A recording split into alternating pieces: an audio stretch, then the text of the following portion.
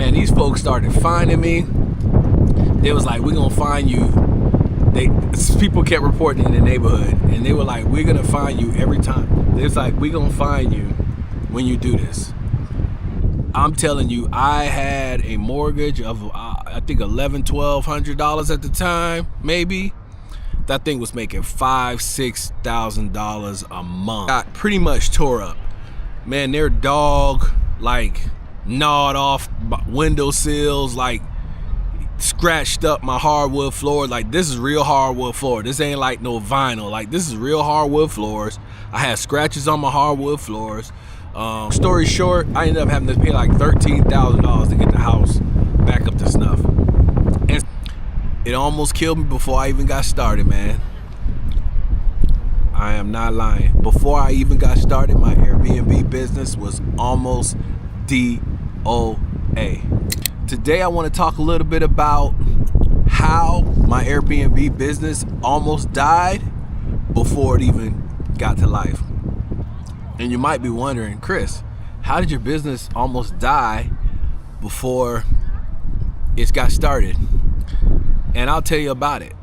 But to tie it all together, I got to take you guys back in time. I know you guys love story time. So I'm going to take you a little bit back in time into what made me want to get into this short-term rental business and to go out here and try this. And the story, I actually started off, just renting. So again, I was living in Greenville, South Carolina, and I was promoted on my job. And so my job promoted me, and they moved me to Atlanta. And when they moved me to Atlanta, the house that I had in Greenville was the first house that me and my wife built from scratch. So it has some sentimental value. And so I didn't want to sell the house. And I wasn't keeping the house in my mind for like passive income. I don't think that wasn't the major reason for it. I think I wanted to keep it more for sentimental value, which really wasn't smart, to be honest. But the switch hadn't fully flipped in my mind about my financial freedom journey and stuff like that. I wasn't at that point yet, right? So I was still at the point where the house had sentimental value. We kind of we built the house pretty much from scratch. Not as much as our next house. We did that one a little bit more from scratch. Well, not our next house, a house after our next house. But this house right here, we chose if it was gonna have carpet or hardwood floors. We chose like different colors and things like that. The countertops, there was a few buttons that we had to push. And so when I got promoted, I got moved up to Atlanta. I was like, well, I'll rent the house. And I was like, hey, I'll just be a landlord. My family just lives in Greenville, so if anything crazy happens, I'll just call on my sisters and my brother, and I should be cool. And so I thought, I was like, do I want to manage this property? And I was like, I don't want to manage the property, so I'm gonna hire a property management company to manage the property for me. And so I interviewed a few different property management companies. They actually came over before I left, and there was this one guy who stood out to me. He was a nice guy. He was a younger entrepreneur who basically had his own company. He was a part of a franchise that he had just purchased. And man, I thought that was intriguing. He actually didn't have the best presentation. There was actually two other companies that I thought actually had a better presentation than he did, but for some reason I wanted to give him a chance. And so I gave him a chance, and I said, hey man, you can rent my property. He told me how much he thought he could rent it for. And I was like, okay, well, I had a pretty low mortgage payment. Like I said, back in the days, man, houses were $200,000. So, you had mortgage payments that were like $1,200. And so we were in an environment where I could rent the house for, I think, maybe $2,500, $2,300. I can't remember exactly what it started at, but it was definitely north of $2,000. And so I went with him, and he got a couple $100 out of it. I think he got 8% is what his number was of the rent. And he would manage it for me, which means he would interview everybody. He would do the background checks. He would put somebody in, collect the deposits, everything. So I was like, okay, that's cool. So we moved. I think a month later, he found a tenant for me. And so in the beginning, everything was going pretty good, man. I was getting my little check every month. I was like, okay, this is pretty good, man. You know, you got your little property. This is what home ownership, being a landlord, is like, right? You got your little property, and you know they're paying the mortgage for you, and you're getting a little extra money on top. And so I'm like, man, I'm an investor now, man. I'm one of those guys. I'm one of those people who rent houses out. I'm a landlord. Even though I wasn't doing any of the real functions of a landlord, right? I was kind of behind the scenes, but I was collecting a check, so I was feeling good about it. And so this went on for over a year. It was good. Every once in a while, they would be late. But, you know, of course, I didn't get involved. You know, I was ahead on my mortgages, so I wasn't in a situation where I was like dire need for money, but they pretty much paid on time most of the time. I would say about 2 years in, almost 2 years in, is when things started going south. And when I say going south, like they would start missing payments, right? Entirely, right? And so now I'm having to pay the mortgage payment without their money coming in. And so I'm like, whoa. Like I wasn't in the situation I'm in now. Like we didn't have no investments going. All we had was our jobs. Like me and my wife were working, but you know, we weren't wealthy, right? We were just two people working. You know, we both had two pretty good jobs, but you know, we weren't in a situation where we wanted to pay extra $1,200 a month because we weren't getting payments. And so it started getting bad. They started sending money in, then some of their checks would bounce and all kind of stuff. It was crazy. And so right toward the end, we ended up filing eviction. Well, I didn't file an eviction. The landlord filed an eviction. And so eventually they left. I can't remember all the details, but they ended up leaving and we got the house back. And so I went down one day to go check out the house, and I was really pissed with the property management company. I'll throw this piece in there since I ain't gonna call them out on far who they were, but man, they did a terrible job, man.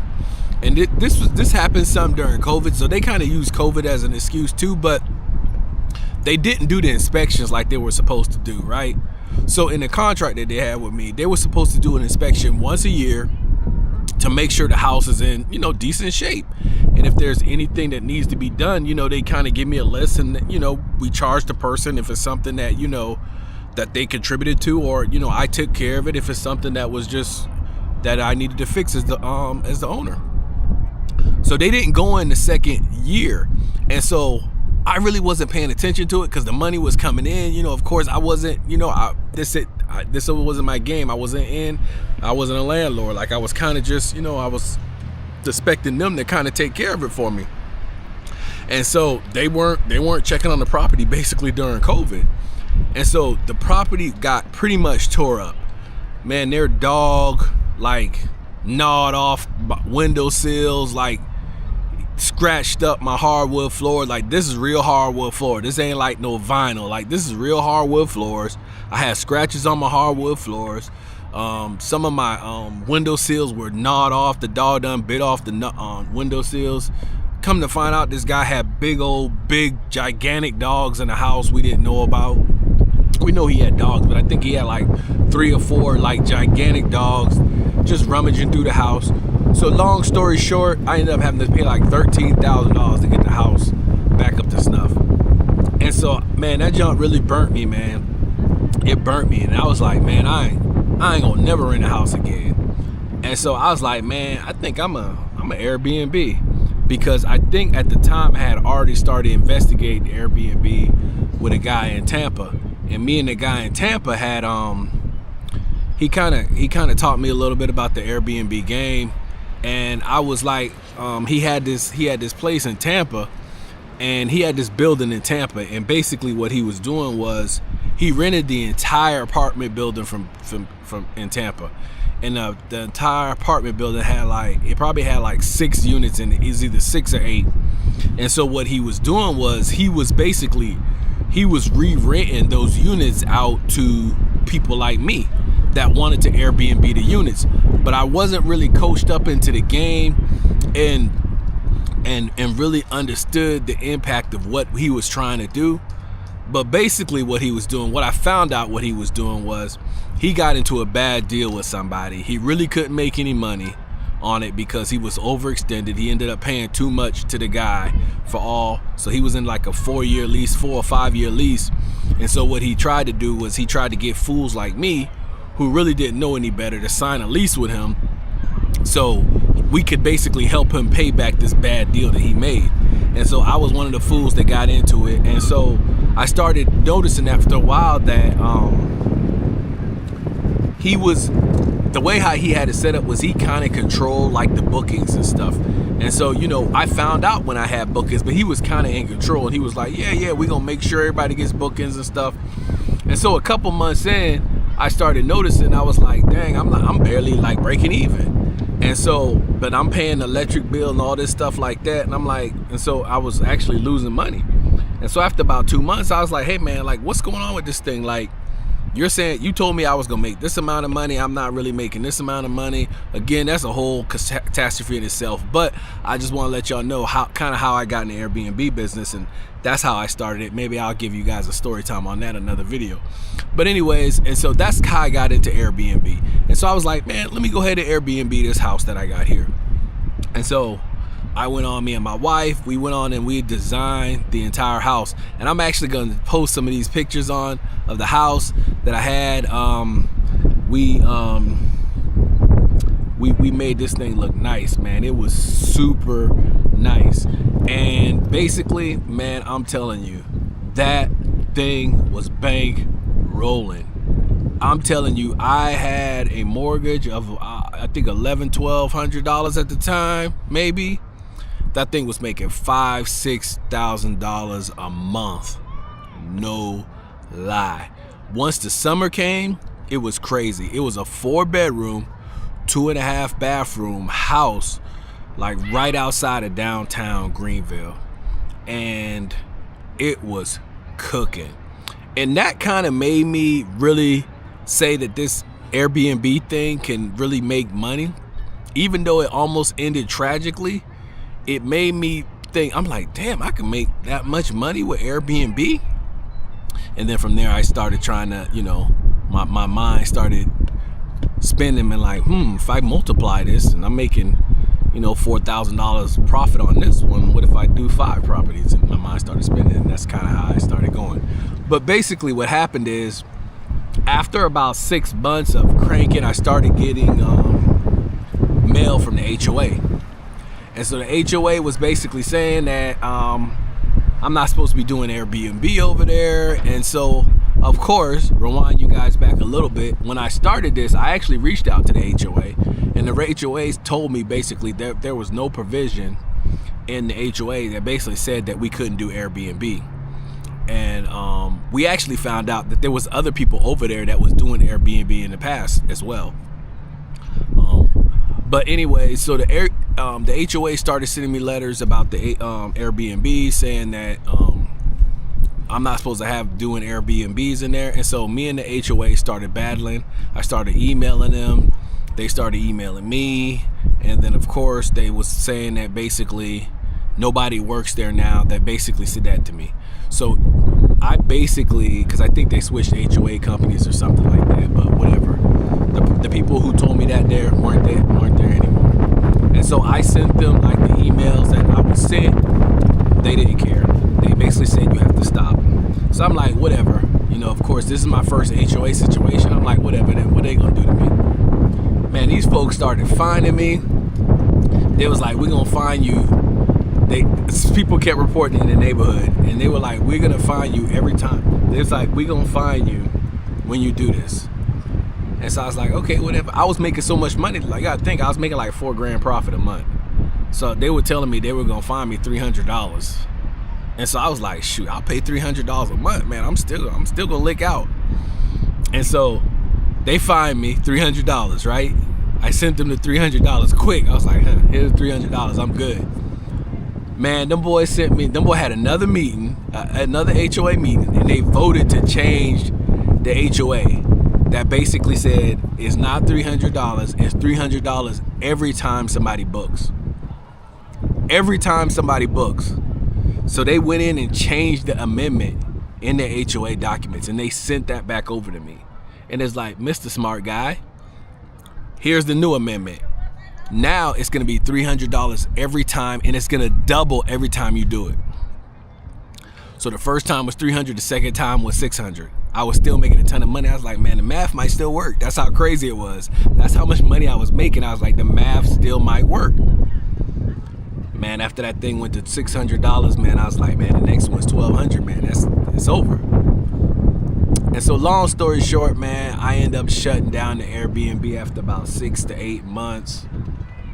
And I didn't know what I was going to do with my property, because I was like, I do not want to rent it back out to nobody, because I spent $13,000 having to get it back up to snuff after the people destroyed my property. So what I will say is what ended up happening is I did end up renting it back out, because I did want to sell it. And I got lucky, and I found a great tenant, a business owner, and his wife, who's really taking care of my property. And so I'm really happy about that, and it's a situation where I don't have to worry about my property. But you know, you never know until they move out, right? So they may move out, and we might be going through the exact same thing again. But that's pretty much how I got my journey started in Airbnb, in short-term rentals. Is I did that, and of course I went through a bad thing, but I didn't let that break me. I just said, hey, it's time for me to pivot. And so as I was going through that, I already had the knowledge. I already knew how to make money doing Airbnb. So I said I wasn't gonna give it up. And so what I did was I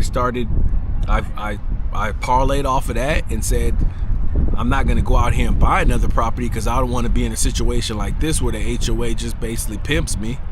So I'm gonna basically, now what I'm gonna do is I'm gonna rent properties. And that's why I went down the arbitrage path. So that's my story of how I almost got broke, almost got my whole business almost collapsed before it even got started. Tell me in the comments, have you ever dealt with anything with an HOA, whether it be with short-term rentals or not? Do you understand how powerful these HOAs are? Because they are all powerful, man. I saw something on the news the other day about this lady who basically, her whole house, it's like a $600,000 house, I believe, got sold to somebody for real cheap, because there was a $400 HOA payment that she didn't know anything about, that she didn't pay, and it ended up getting sold at an HOA auction. An investor bought it and then sent her a letter basically saying, when you're gonna be moving out. These HOAs are brutal, man. It is brutal. But anyways, man, if you like content like this, man, please like, subscribe, comment, tell me what you think about it, and keep running those plays. Peace.